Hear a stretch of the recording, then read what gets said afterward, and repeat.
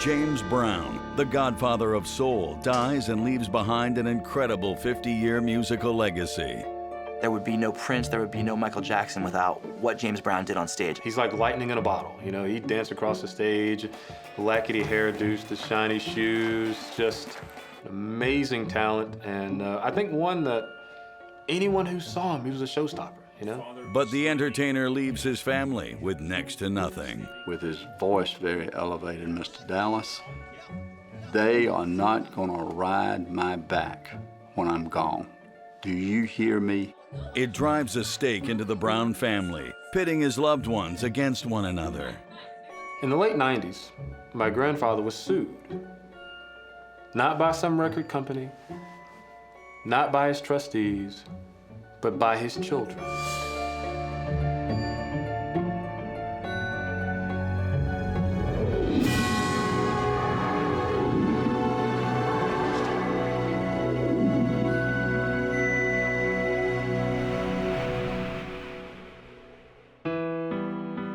Christmas Day 2006. Funk music superstar James Brown dies in an Atlanta hospital of congestive heart failure after a bout of pneumonia. He is 73 years old.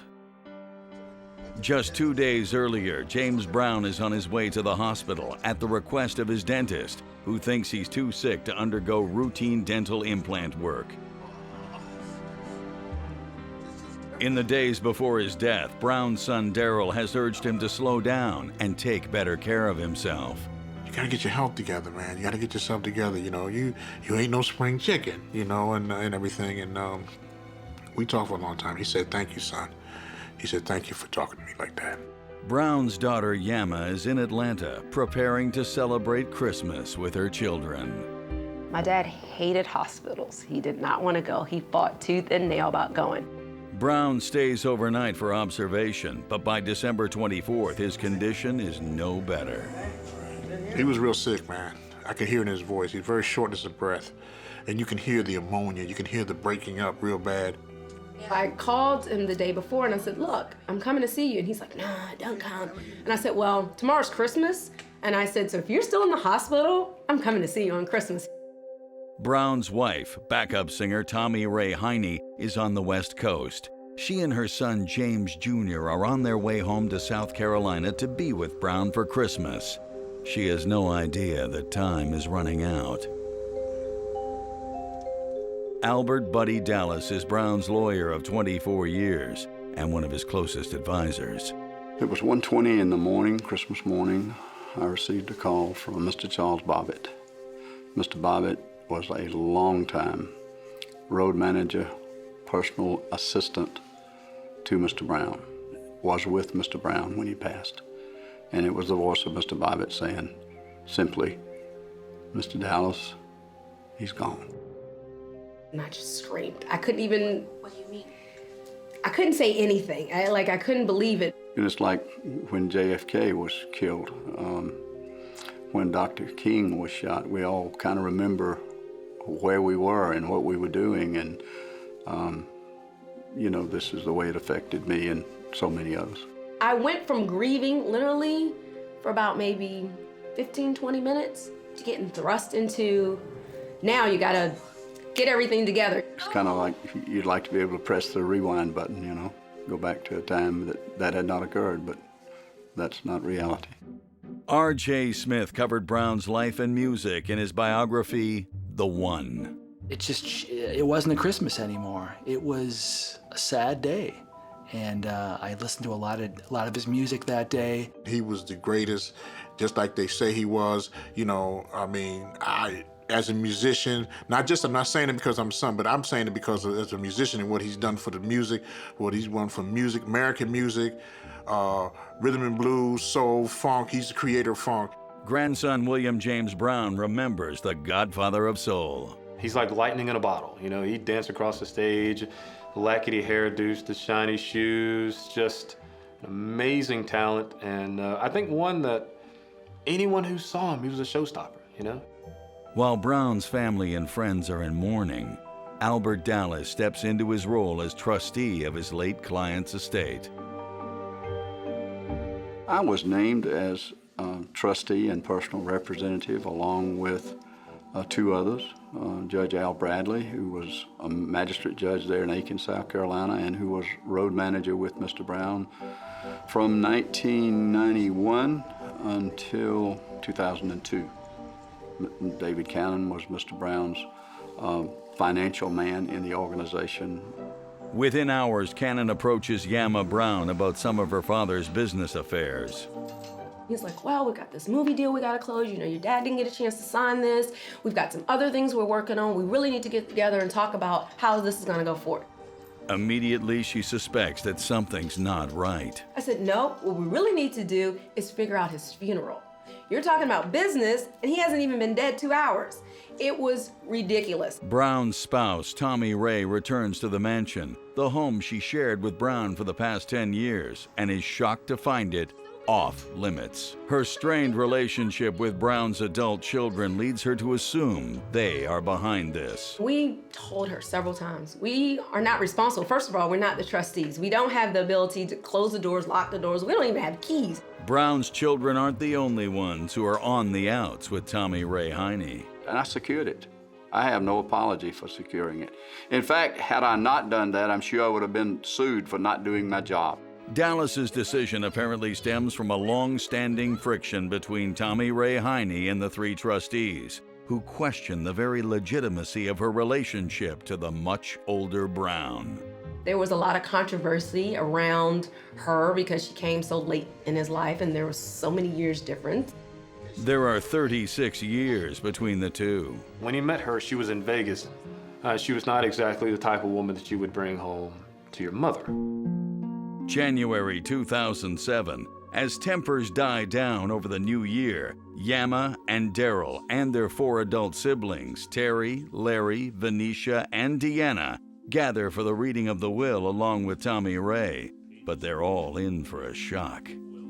He left to 6 named children my household personal effects. The children are to receive nothing else. There are certain things that he wouldn't do, and one thing he wouldn't do is ever cut his family out of things.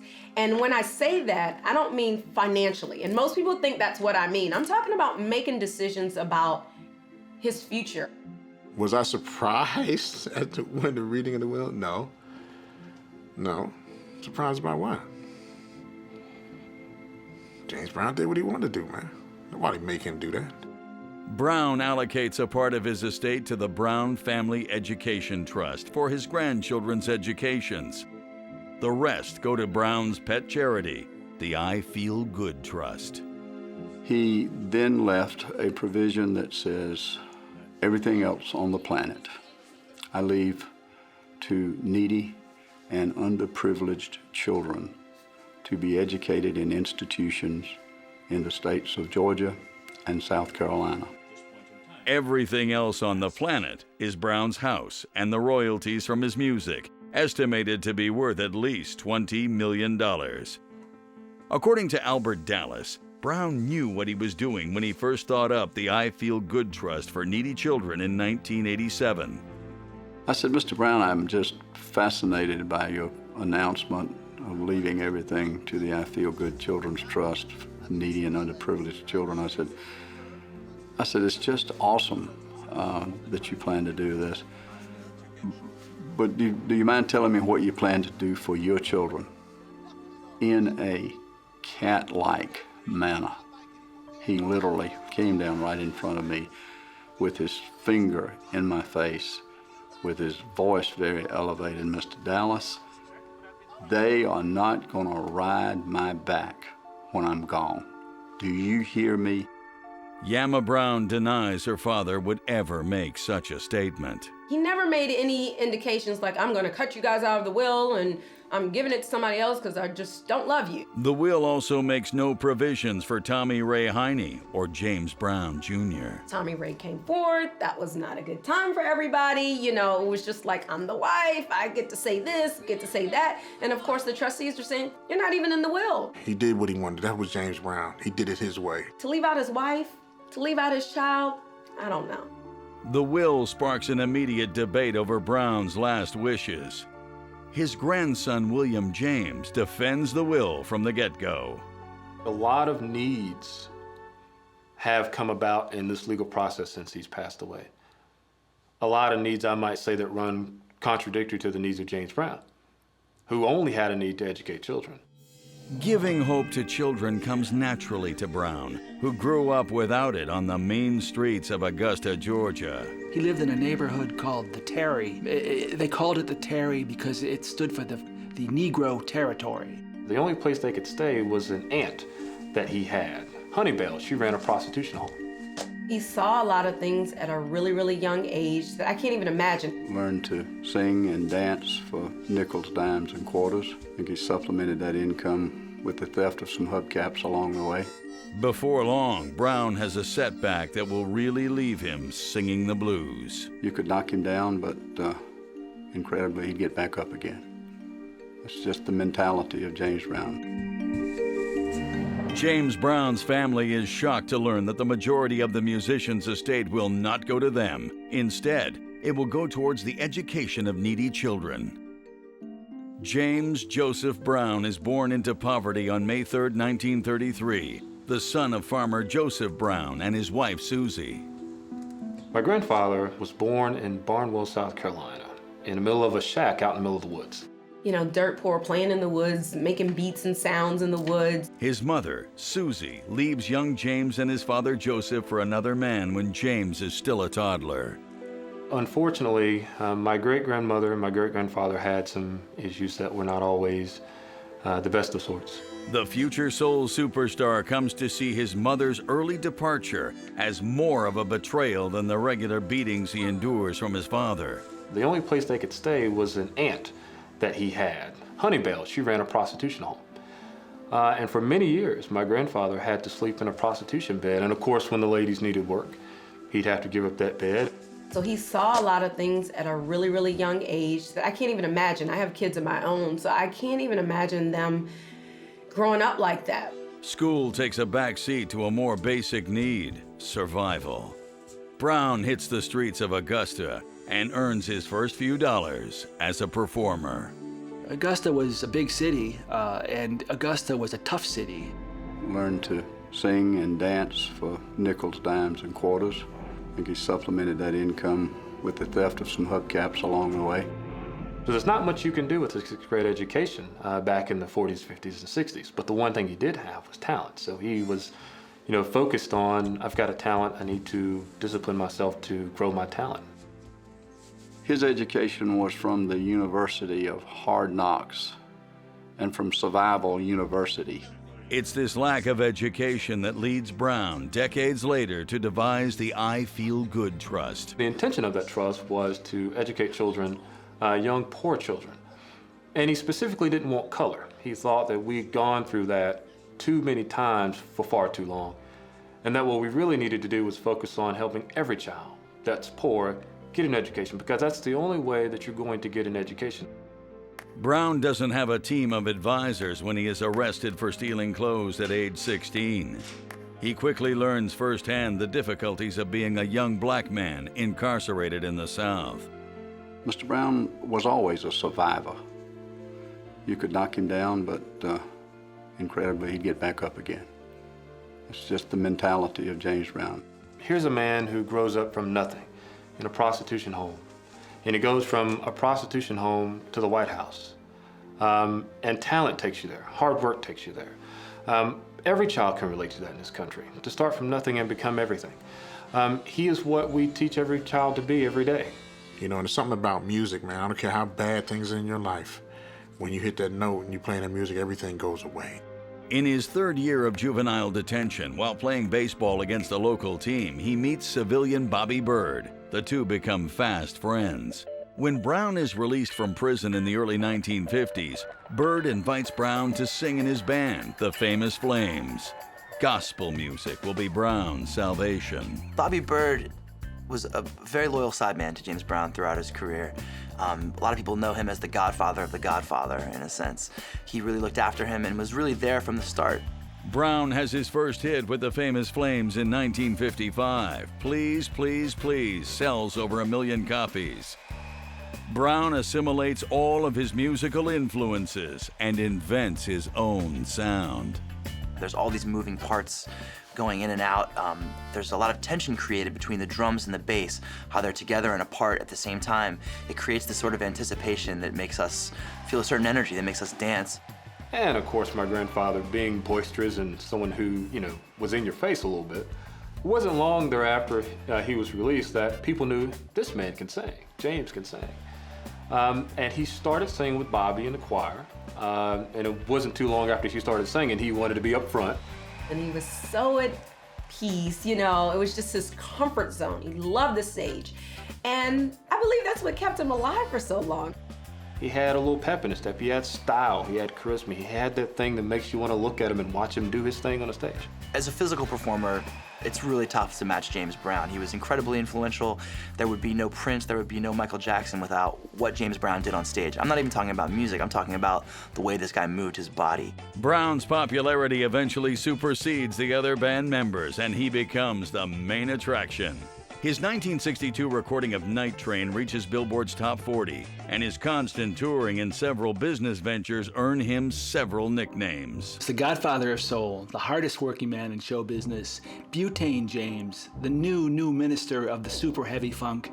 He was a big fella. Brown appears in the 1964 concert movie The Tammy Show and upstages the headliners, the Rolling Stones. If you had the privilege of going to a concert, you saw a man really give everything he had. He was a born performer, and the thing that was amazing about him is he just exuded this tremendous amount of energy, but he kept it very tightly controlled on stage. That control includes keeping a tight rein on his musicians as well. You had to show up to the show looking proper, you had to be dressed properly, every detail had to be in its perfect place, and then he would just go on stage and explode out of these really tight sort of situations. When you would see him spin around and point his finger at a member of the band, it just cost that band member $50 because he was slightly late or off-key. Darrell Brown played lead guitar in his father's band for many years. And he had the thing, where you flick his hands, and that's $5, $10, $15, $20, $25, $50. I got fined one time, man. It's funny, and he never took the money, but it was still a lesson, because I knew what I had did. I knew exactly what I did. I'm not telling, but I knew what I did, and it was like, and I was like, God. I don't think I've ever seen anyone move their feet as fast as James Brown could move his. And he says, well, Miss Dallas, when you're out there on the Chitlin circuit and you're coming through Louisiana and the sheriff decides that he wants to see you dance and he starts firing bullets at your feet, he says, Miss Dallas, you can move them really, really fast.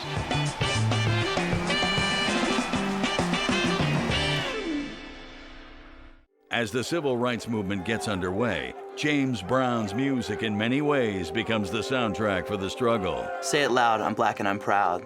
That sort of became a rally cry. These are lyrics that became a rally cry for the Black Power movement and for Black pride and Black identity in general. I think at that time he recognized who he was and what he had to offer in terms of the love, the ability to speak to his people, the ability to transcend, again, race and color and creed, to speak to the voice, the frustrations of a generation of people. I will keep on going. I will, say what I need to say. It's gonna be unpopular, but I'm gonna do it anyway because I just feel like it's the right thing to do, and I feel like I need to pull up my people in the process and just make them feel proud of who they are. The 1970s are a peak period for Brown, with hits like Get Up and Get Up Off of That Thing, but he's later knocked off the charts by the disco movement of the late 70s. Disco was not about sweatiness and rawness. It was a little more glossy and a little smoother. It was about new stars, not old stars that we already knew. By the early 1980s, Brown's fortune is nearly depleted. It was tough for him because he wasn't kind of at the top like, he was before. Now, on the verge of bankruptcy, the hardest working man in show business can't get a job.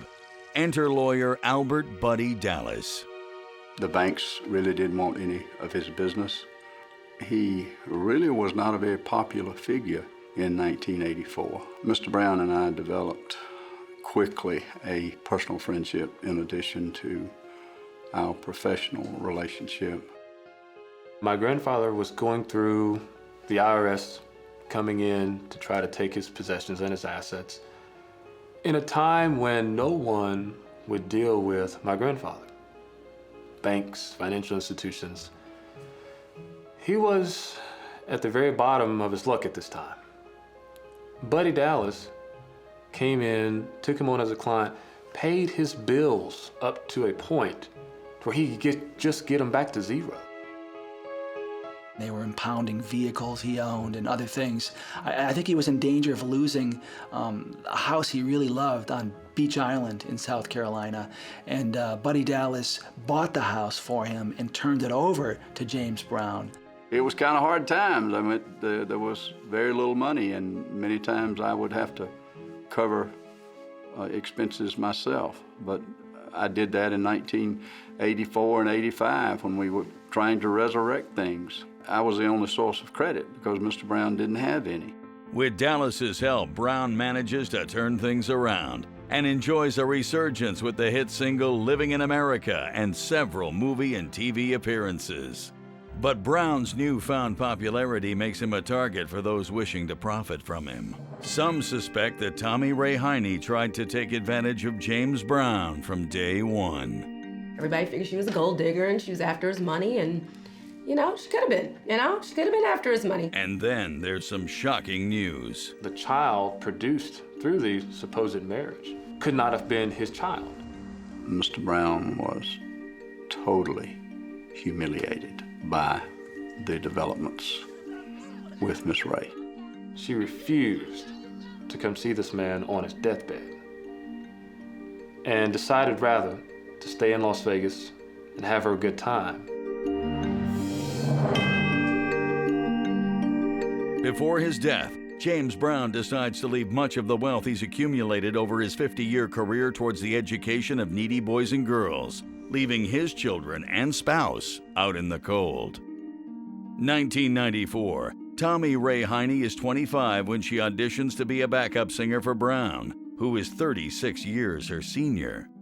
Within 3 months, they are a couple.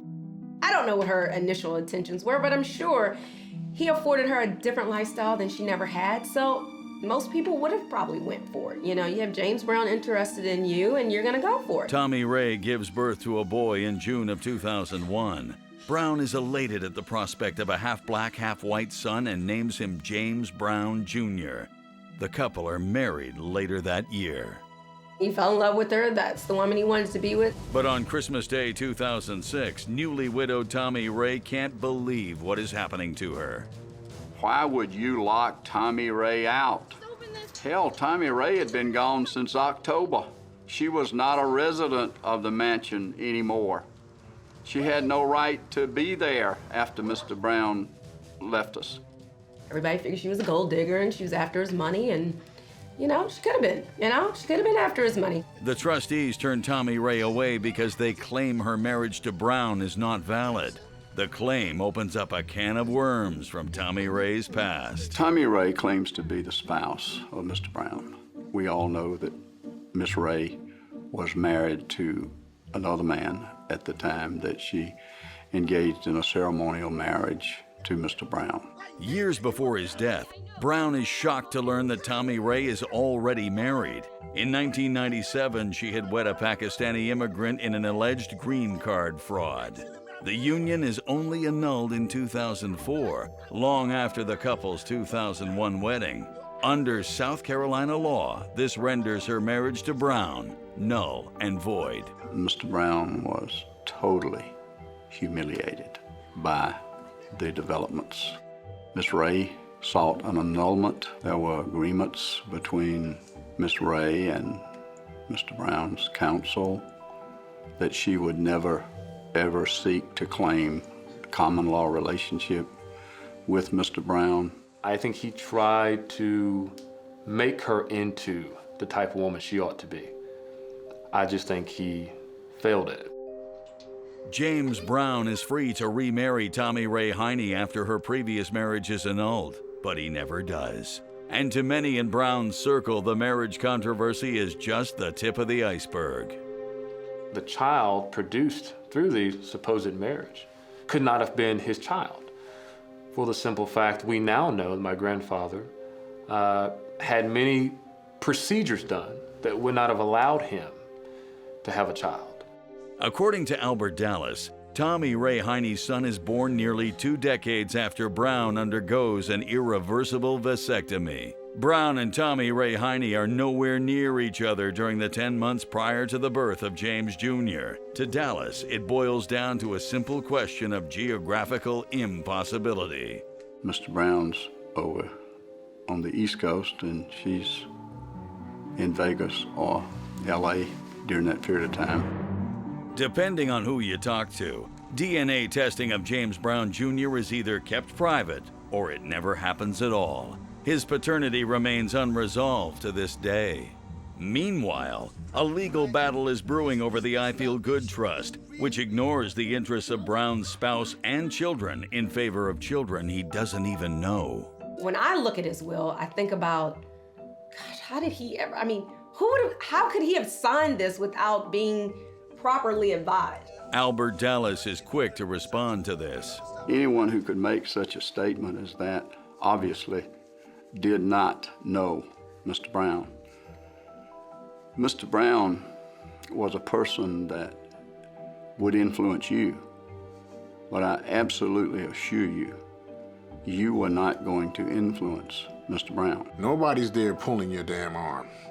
Okay, nobody's there telling you, no, don't put that there, don't do that. When your lawyer tells you one thing, and that's your friend, you believe it. And he didn't look at all those contracts, he signed them. Trust and estate lawyer James M. Kane shares his take on it. I'm not suggesting James Brown didn't read his document, I don't know. But even clients who read the documents closely will not have the recall ability generally to tell you what all these various provisions are. Dad never got higher than a 7th grade education, and he felt like that stifled him in the sense because he didn't know a lot of things about contracts. But Brown did know a thing or two about Tommy Ray Heiny, according to his grandson, William James.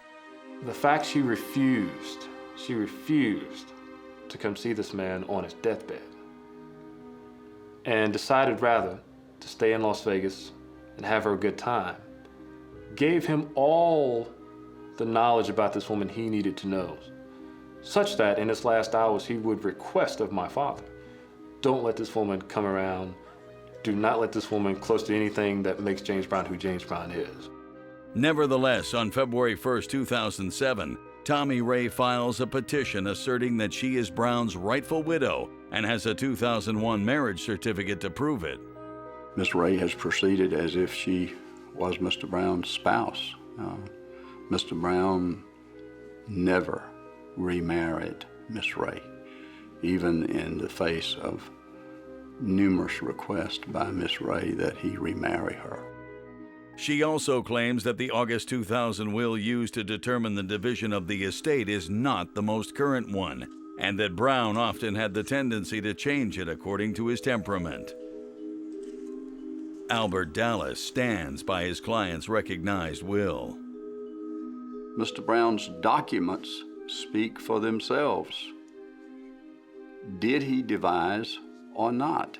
And the answer is he did.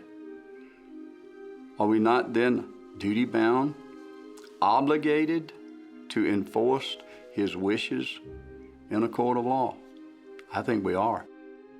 The accusations continue to fly, and before long, allegations emerge that James Brown may have been duped by his closest advisors. Within the course of 2.5 years, that money went from about $25 million down to zero. While years before his death, Brown himself is named in a lawsuit filed by his own children. Mr. Brown said to me, they don't know what that's cost them. James Brown dies and makes little to no provisions for his family. While widow Tommy Ray Heiny fights her own battles, children Yama and Deanna Brown suspect foul play on behalf of the estate's 3 trustees and decide to take matters into their own hands. January 2007, Albert Dallas and his fellow trustees are unable to present a complete portrait of Brown's financial status at the time of his death. To Yama Brown, it's just not good enough. I don't know what else I could have done to have made everything transparent to the children. On January 26th, less than 1 week after the reading of Brown's will, Yama and Deanna Brown's lawyer files an emergency petition for the termination of the estate's trustees. We asked for their removal. That was one thing that we asked for after there was they couldn't account for certain things. Dallas is shocked at the children's decision. He remembers Brown as someone who never mixed family with business. One literally had to have an appointment to get in to see him, and that was true with the children. I mean, Mr. Brown was a very private man when he was not on the road. Fortunately, I was one of those that he allowed in that circle. The children paint a complicated portrait of what it was like to grow up a Brown. Picture your dad, okay, and then you having about 1 million brothers and sisters, you know, because we had to share them with the world. So picture that. Just imagine that way, and that was James Brown, the dad. I could hug him, you know, nestle in his chest, just like any daughter would do their father. But there was always that flip side when you got to be around James Brown, the entertainer, and then you had to share him with the rest of the world. He wasn't there very often. You know, he was out trying to hone his talent, trying to be James Brown, trying to travel the Chitlin circuit in the South as it was. And he was not allowed really to spend too much time with his family and be James Brown at the same time. My mom would always have to explain to us, you know, Dad's working, you know, he'll be back and things like that. Relations between Brown and his children are put to the test when he's arrested in 1988 following a high-speed, drug-fueled car chase with the police. Brown is armed and is high on PCP, angel dust. To me, it's amazing that he survived that car chase. So many police around him with shotguns, shooting out the tires of his car. I don't know where they thought Mr. Brown would be going. I mean, everybody in the world knew who he was. Brown serves just over 2 years in prison. His arrest causes a media frenzy.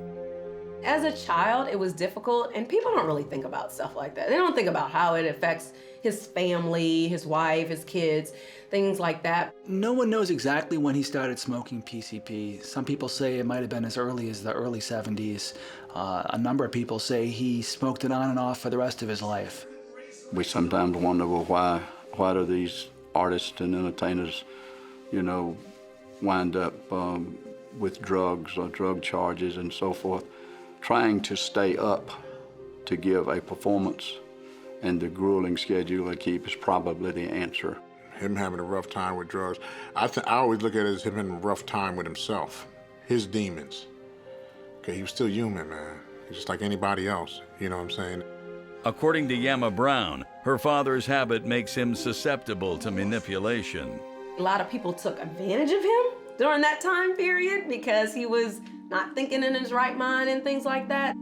Brown's last hit single, Living in America, drops in 1985. And by the time Brown is released from jail, money is tight again. He had enormous amounts of debt from years on the road and traveling with, you know, entourages of dozens upon dozens of people.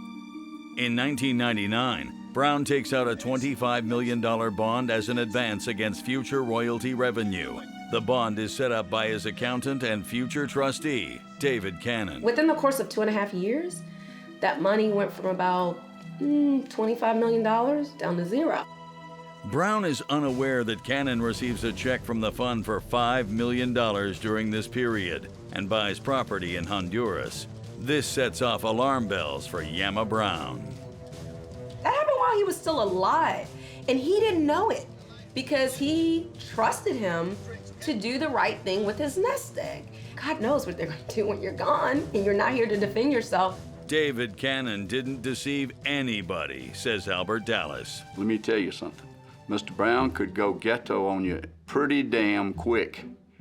And to suggest that someone took Mr. Brown's money, I would say to them, Mr. Brown didn't know to the penny what he had, but he damn sure knew to the dollar.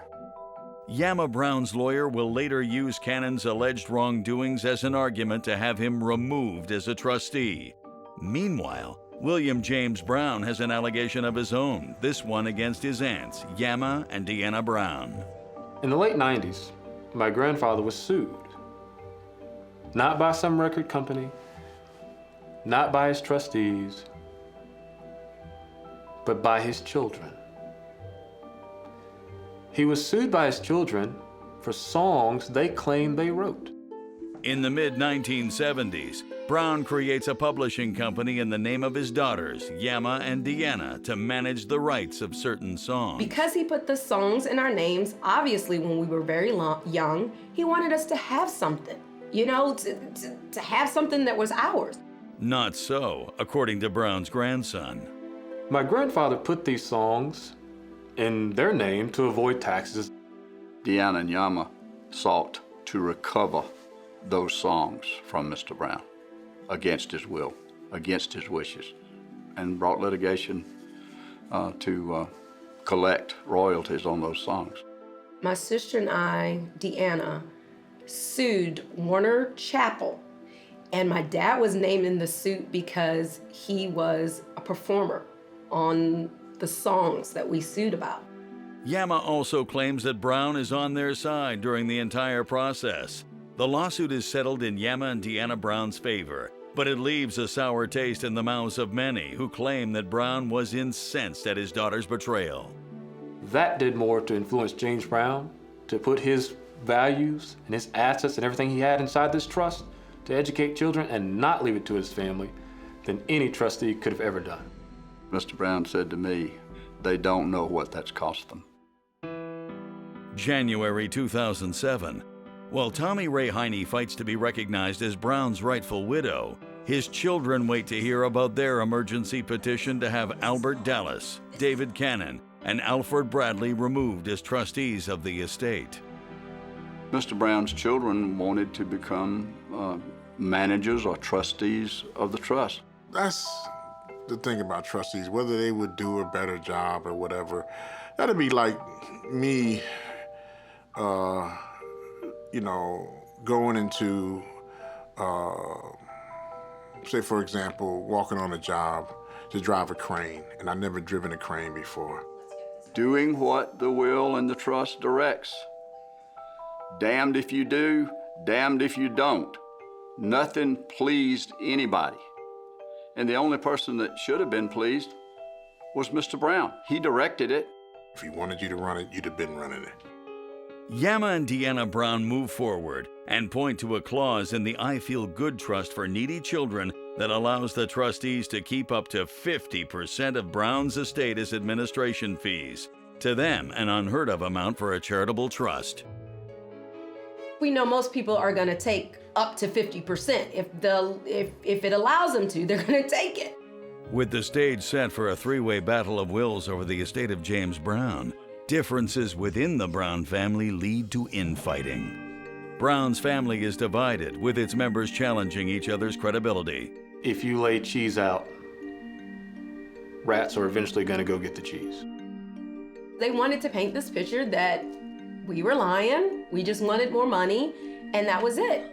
Grandson William James hits where it hurts. There is no difference in hanging a black man from a tree in 1965 than there is hanging a black man in a courtroom in South Carolina in 2012. James Brown's death leaves family members upset over how his estate is to be managed and divided. Two separate petitions are filed in order to contest Brown's last will and testament. February 20th, 2007. As requested by Brown's daughters Yama and Deanna, the court replaces trustees Albert Dallas, David Cannon, and Alfred Bradley with temporary trustees who will monitor the alleged wrongdoings. William James Brown can't believe it. If he saw no right to get rid of these men at any time, who am I to pass judgment on them? Who am I to say they handled James Brown's business wrong? If James Brown thought his business was being handled just fine, who am I to offer an opinion about it? Have only sought to carry out what Mr. Brown directed that I do. I didn't ask to be Mr. Brown's personal representative or trustee. I didn't ask for that job. There are increasing tensions in the Brown family between those who oppose the will and those who accept it. William James and his father Terry stand by the will from the start. Unlike the rest of my family, I don't want a dime from my grandfather. He's already given me everything I need. He's given me the tools to go out and compete in the world and make something of myself. He took care of me, took care of my family. You know what I mean? What the hell can I say about the man because he didn't leave no money? It's his damn money. You know what I'm saying? And that's where the greed and all that craziness comes in, man. For members of my family to try to perpetuate the idea that he was unduly influenced in some way, I think further shows how out of step, how out of touch, and how much they did not understand my grandfather. The accusations put Yama Brown on the defensive. They wanted to paint this picture that we were lying, we just wanted more money, and that was it. It's just like if you lay cheese out, rats are eventually going to go get the cheese. That is to say, they all want to be something or have something that they're not entitled to, that they are not. I mean, our family really thought about it and really talked about what our dad would have wanted. And what we know he would not have wanted was all this turmoil over his estate. I don't know what my sister's after.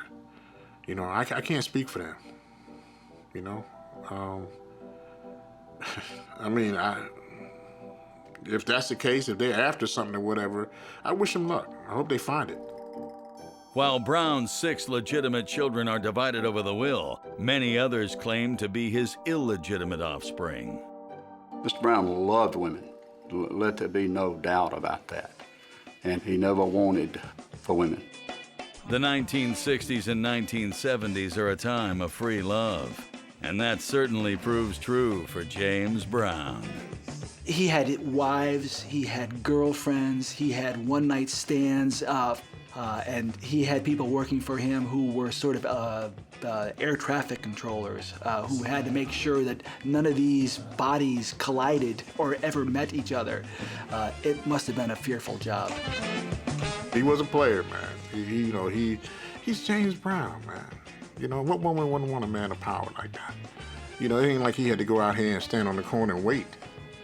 They came to him. Remember that. But Brown's philandering will come back to haunt him. DNA tests prove that he fathers at least 3 illegitimate children over the years. As a result, Brown's illegitimate grandchildren will be eligible as beneficiaries of the Brown Family Education Trust. 2007, the temporary trustees hold an auction of Brown's belongings in order to cover legal fees and maintenance on his house. But this decision doesn't please everyone. A lot of us were for it, but some of us were against it because some of the things that were sold were things that we did not agree on. Unsatisfied by the current management of the estate, Brown's children decide to propose a settlement to the courts. They invite another key player in the battle against Brown's will to join them, Brown's widow Tommy Ray Heiny, mother of James Brown Jr. Their son was our family, that was like our brother, and he's a kid. He's the same age as my son. And so we felt an overwhelming sisterly, brotherly responsibility to make sure he was gonna be okay. The settlement takes several months to prepare. It proposes to divide Brown's estate into 4 equal shares, one for his 6 adult children, and another for Tommy Ray Heiny and James Brown Jr. The remaining 50% is to be split between the Brown Family Education and I Feel Good trusts. Did Mr. Brown have the right to expect that his will and trust would be enforced by the court? Absolutely, as any other individual who makes a will and trust. They have the right to expect the courts to enforce it according to its terms. The settlement is submitted to Judge Doyet A. Early in the Circuit Court of Aiken County, South Carolina in 2009. The settlement is approved on May 26, 2009. Dallas and his fellow trustees are shocked. Was justice truly served? She, Tommy Ray, claimed to be the spouse and now apparently is going to walk away with 25% of the total estate that has previously been entrusted to needy and underprivileged children, that I find to be absolutely unbelievable. For William James Brown, the judge's decision is a slap in the face to his grandfather's original wishes. I can say this much about it. There is no difference in hanging a black man from a tree in 1965 than there is hanging a black man in a courtroom in South Carolina in 2012. How can there be any question about what Mr. Brown's intentions were? Read the document. It tells you unequivocally what he wanted.